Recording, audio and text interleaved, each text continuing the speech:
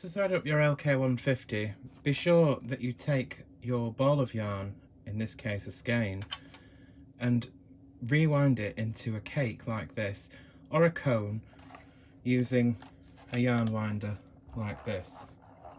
Using yarn straight from the skein or from a ball is not suitable.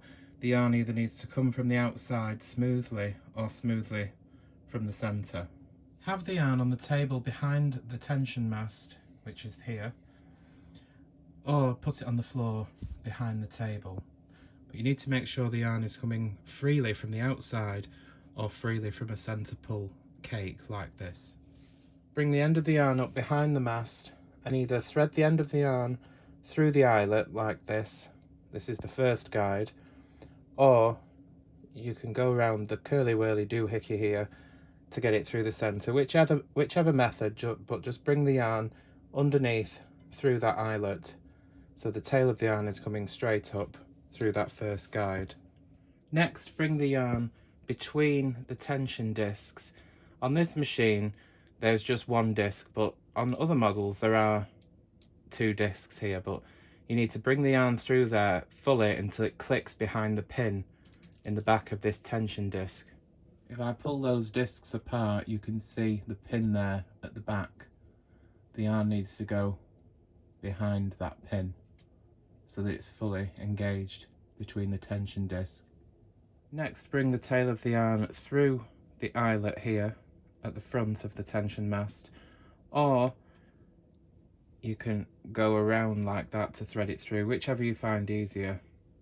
And finally, bring down the guide wire and click the yarn into it like that, and that is your final step. Do keep hold of the yarn at this point because it will just spring out again. There's a handy little clip on the centre of the mast there that you can just wrap the yarn around, and that will park it for you while you're not using it. Now you need to adjust the tension for the thickness of the yarn. You can see if I pull this yarn from behind the mast, the guide wire just lifts straight up again. We don't want that. So if we turn the dial to a suitable number, when we pull the yarn down, it stays there, and it should just be slowly rising. The yarn should just be slightly feeding through at a very slow rate through the tension disc, and that's your correct tension. If you have the tension on the mast too tight, the yarn will be restricted while you're knitting and cause tightness on your rows. If you have it too loose, you'll end up with loops at the edge of your knitting because the guide wire can't take the slack up as you return the carriage for the next row. There are 13 tensions on the tension mast dial, and you can generally figure that if you're using a stitch size 13 on the carriage, you'd use a 13 on the yarn mast. Same with the other numbers. If you're using a stitch dial 4, you want to go with either a 3 or a 5 on the mast, depending on the yarn.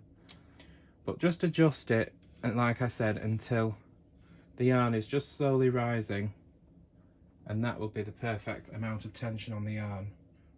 And that is your LK150 threaded up and ready to knit.